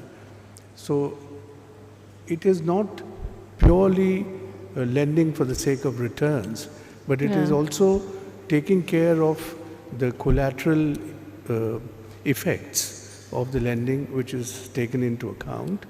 And especially from the development perspective, the impact that lending would create on development, on social well-being, on environment, I think all these are taken into consideration. And let us not forget that from an investor perspective, ESG, environment, social and governance compatible investment is the fastest growing asset class. They think that by 2025, 50% of all institutionally managed money in the United States is going into ESG investment, or it's not happening. So this is really, really important from an ethical perspective, but also from a perspective of attracting money. But I would also like to hear what His Excellency Mr. Kaisi has to say to this. Like it was mentioned, ethical finance is a very broad word. The answer is Islamic finance. This is how it is. And then we saw the growth of ethical finance that came after Islamic finance, and this is because at the backdrop of the success that Islamic finance has found, they needed to have something that is not backed by Sharia laws and regulations. It has developed to the fact that now it is widely used as ethical financing, and some people might use it interchangeably as Islamic finance, but it's not, because it's not Sharia based. The contracts are different. It is based, like it was mentioned by our colleagues here, on the social aspect of what it is to the society as a whole. It has expanded now, where everybody is going after the SEG, like you said, social, environmental, and governance, to encompass everything that we are doing, because the community at large for the business on the private sector is engaging these issues. And we see them now, they are adopting it in their processes, procedures, and internal policies as we are going forward in that.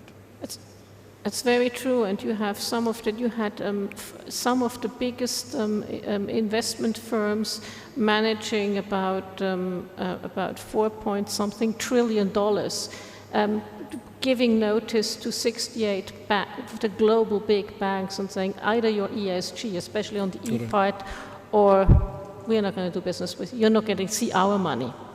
So now I would like to see somebody from this side. Oh yes, the gentleman there.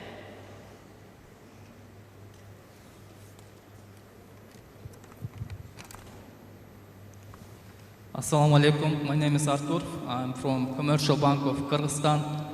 My question is to Mr. Vafayev. In previous plenary session, we were informed that there is nothing in legislation of Uzbekistan regarding Islamic finance and Islamic insurance. My question is, was it easy or hard to start cooperation with ICIEC? Can you share with us the experience of Uzbekistan of cooperation with the ICIEC? Thank you. Thank you. We relatively late comers as members of the ICIEC. I think we joined in 2019. And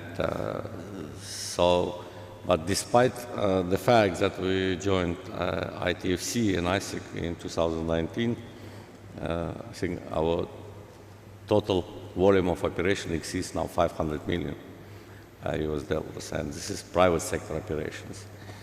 So it seems that even without formal legislation related to Sharia compliant financing, we still can successfully work, and we will definitely continue this trend from now on. Thank you. Thank you. Do we have other questions? Yes, the gentleman back there. Why is nobody here asking questions? The gentleman back here. Assalamu alaikum.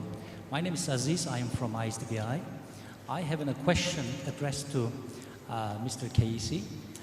What is the average cost of insuring in emerging markets, and what is the difference? Do you have any privileged cost of insurance for developing nations? And what is the difference between the cost of insuring for developed nations and developing nations, like so-called poor nations? There is a private sector man speaking. He's interested in the money. Well, Brother Aziz, I wish I have an answer for you. Risk management is different from region to region. Risk management is different from sector to sector. Risk management is different from an entity to another. You might have yourself an entity in a developed economy that is rated very poorly, and similarly you can have an entity in a developed economy that is highly rated. Similarly to governments, either they are rated or not rated, and so on and so forth. But the cost of doing business, definitely because of the risks, be it real or perceived as high in some countries, they are trickling down from the government into the private sector that is there. In order to do business in general, you have to have access to data, access to information, where you are taking the right decision when you are assessing a risk, be it on the business side or on the insurance side. In the absence of real data and data that can be qualified and quantified, it becomes very hard in order for you to pinpoint the risk, and this is why you see rates that are increasing. This is associated definitely with the rating of the institution itself, if it's rated, the government itself, and the overall environment of doing business over there. So there is nothing to say that this is the average rate. But the rule of thumb, definitely, to underwrite a business in Canada is definitely than to underwrite a business today in Afghanistan. So I know the disparity here, but as institutions that we deal on risk on day-to-day basis, and especially as a multilateral institution, it is important here to mention people work with ICIEC, especially when we have international financial institution to work with us on PPP projects. Specifically here we are talking. They come to ICIEC so we can lend our rating, that is the AA3, to the country where they are effecting these projects in order for the government to get the longer tenor for the repayment and to enjoy the lower rates to make the deal feasible. This is how we operate and that's how we work, but risk management at the basis of everything we do, and definitely there's big diversity in working in developed country or in countries that are underdeveloped or least developed countries that are there. In order to maintain your investment grade rating, what are your RACs, your risk acceptance criteria? Well, again, I tell you, Ms. Meyer, we have limits that are set subject to the risk categorization that we have. Okay. All right? Everybody knows that majority of our member countries, they are least developed. And like you said, it is not easy in order for you to maintain the rating while you are engaging actively these member countries, be it on the commercial side or on the sovereign side that are there. The reason we are where we are here leveraging our capital with highly rated reinsurance partners. Our rating is helping us as well, the mother entity. We have the largest as well shareholders within the institution. And finally, we have to talk as well about the governance structure that we have internally that protects us and ring-fence us from going into the unknown. Yeah, no, that's very important. Oh, I get questions from this side. This is fantastic. Gentleman here. I'm Ajmer from Amana Bank, Sri Lanka. My question is to His Excellency Kaisi. Amana Bank has certain projects related to PPP, and my question is, although Amana Bank is not a member country, IDB has certain investments, successful investments going on for some times. And should there be any PPP projects, would ICIEC be in a position to consider insuring them despite we being a non-member country? Sorry, what country is it in? Non-member. Sri Lanka. Sri Lanka. We had that question this morning with our colleagues from Yıldızlar.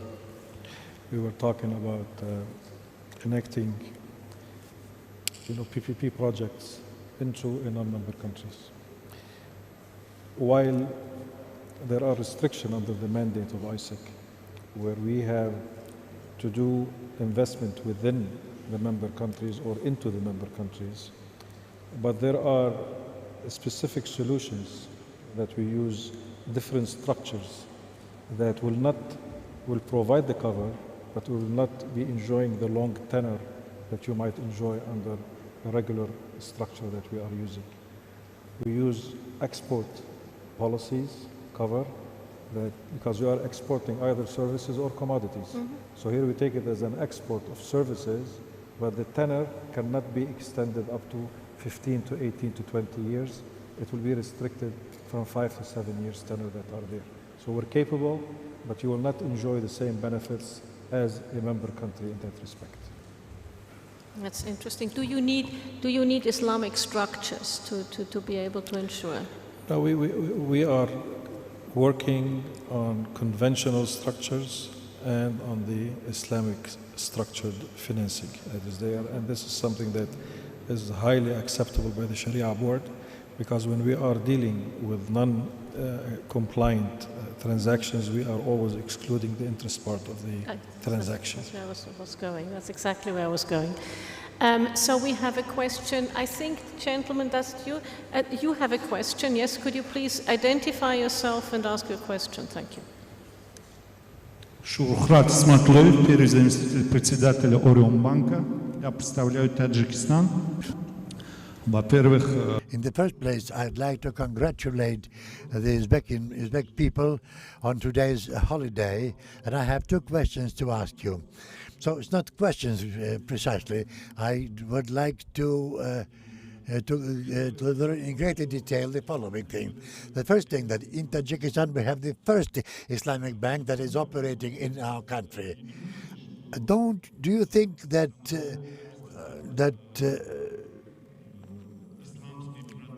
the Islamic product, that means providing the product, this is not developed, so we haven't yet developed ourselves, that the people haven't yet reached the threshold where they could accept this thing. Well, many people in Afghanistan, many people think that the products that come from Islamic Bank, these are very cheap, and sometimes they think that these come free. This is number one. The second thing, concerning insurance and about the interest, what do you think, compared with other international organizations, especially in the post-COVID period? Would it be possible to consider these projects? Because we know that compared with other international organizations, currently the interest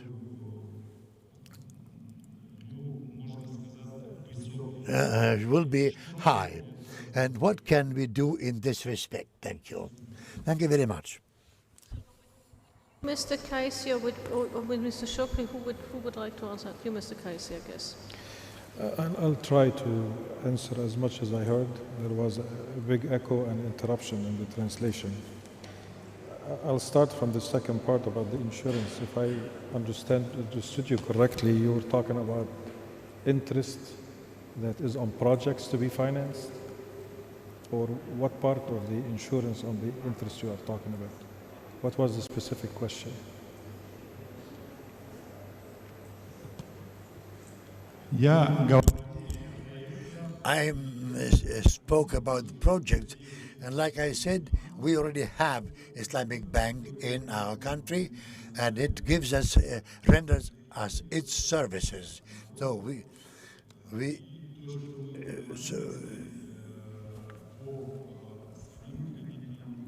so when we discussed credits and other products, insurance in particular, if there are some instruments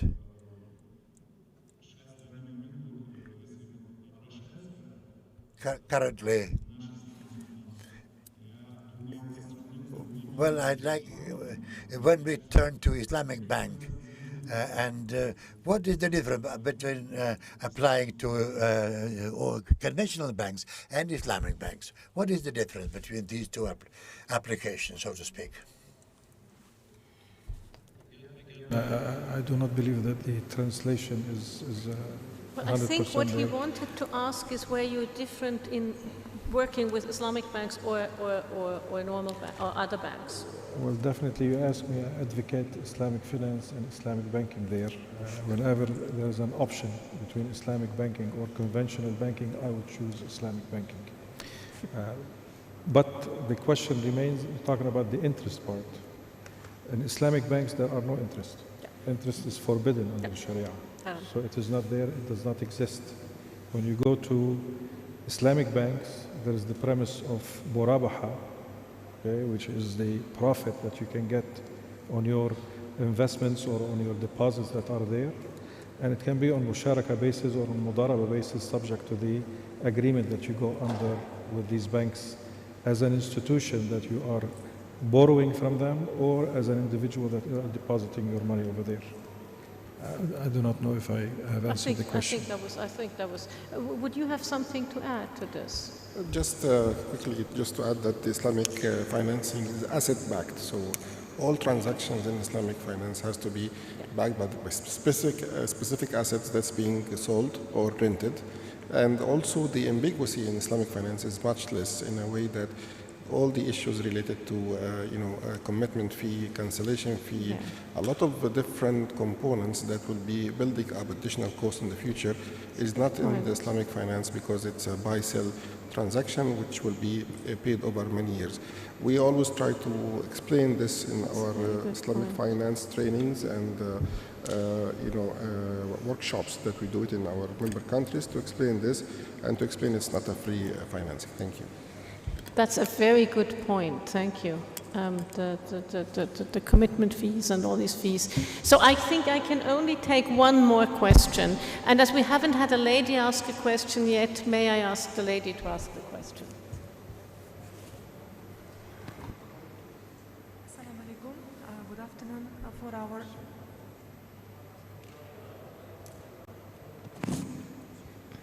okay. Is it hearable now? Assalamu alaikum. Good afternoon, all honorable speakers and participants of the event. My name is Iroda and I am from Uzbekistan. My question is for His Excellency Deputy Minister of Republic of Uzbekistan and His Excellency Mr. Kaisi. Actually, in our country, it was announced by the government. Actually, it was said by our president that in order to start Islamic finance in our country, it will be highly collaborated with the Islamic Development Bank. And my question is the following. Are there any steps for collaboration, especially on establishing Islamic banks and guiding them during the processes, right processes and under Sharia-based processes, will be guided by especially ICIEC? And if yes, could you please somehow provide us with details what steps will be done by this institute? Thanks. Okay, I think Your Excellency, First Excellency, then Second Excellency. Thank you for this question. This is the life of officials these days because our president raised this issue and informs that we are planning to collaborate with the Islamic Development Bank and on introduction of Islamic financing tools and Sharia compliant tools here about 10 days ago, and our young people already requesting and making us accountable. Definitely, if seriously, we definitely will be working with Islamic Development Bank and with other institutions which provide technical assistance. For example, we have good relations with Islamic banks of Abu Dhabi, Islamic Bank of Dubai, who are ready to help us with regulations, with recommendations regarding the law, if necessary, and all other aspects, because there are some regulatory aspects, how banks should be regulated, what kind of prudential ratios should be applied to them, and many, many other technical issues. So we will engage with all these partners, including the Islamic Development Bank Group. We'll request and hopefully receive special technical assistance and advisory service from these institutions, and work together to prepare a draft of all necessary legal and regulatory acts. So this is a plan. Your Excellency. Thank you, Sister Irada. Irada is will in Arabic. This is an Arabic word called will. As long as there is a will from the government of Uzbekistan to establish Islamic finance, it will happen, and it is. The decision was taken to establish Islamic finance within the Uzbekistan. To answer your questions, the whole group, one of its main mandate is the promotion of Islamic finance. So yes, we are capable to do it, and we are the leaders globally in promoting Islamic finance. We do it in all the member countries where we are, and we are the leader in that aspect. And I'm sure His Excellency the President of ISDB, Dr. Mohammed Al-Jasir, during his meetings with His Excellency the President and the governors and the officials in Uzbekistan, they will be addressing this issue. And we are fully committed in order for us to support the establishment and the success of Islamic finance in Uzbekistan and from here into the remainder of the CIS region. At the level of insurance, we have a very close relationship with the Uzbek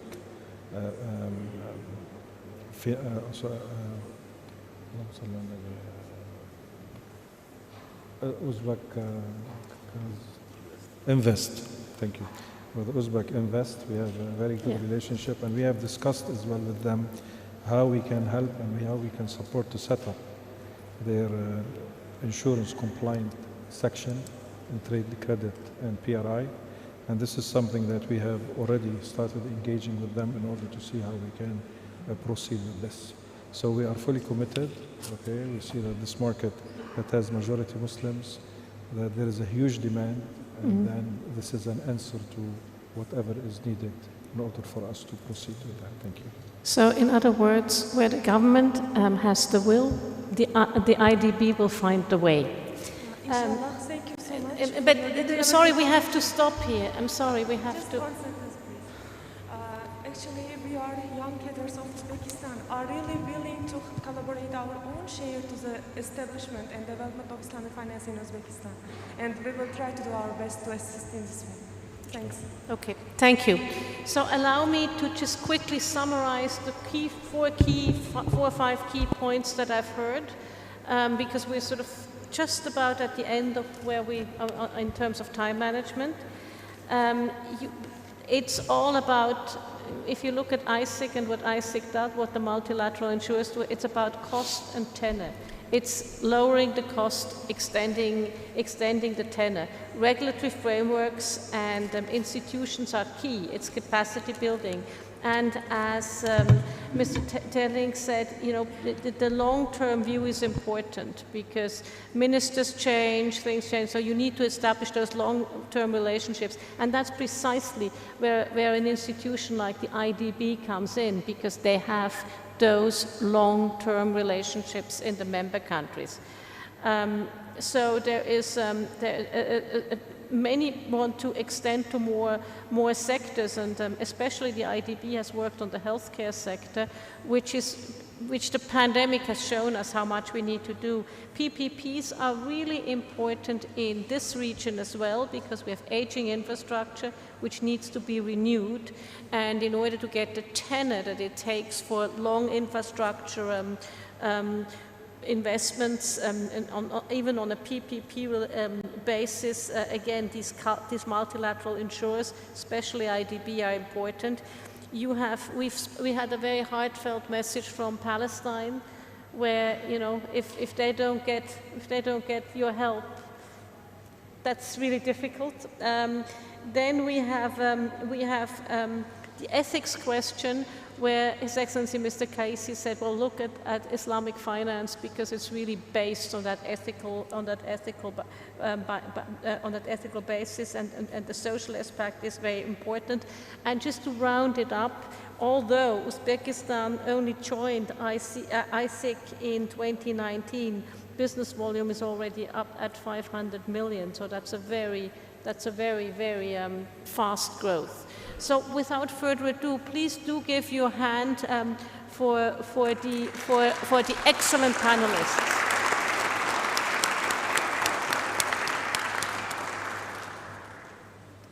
Thank you. Thank you very much. You were brilliant. Thank you. I think we need to stay. We're getting a photo, family photo.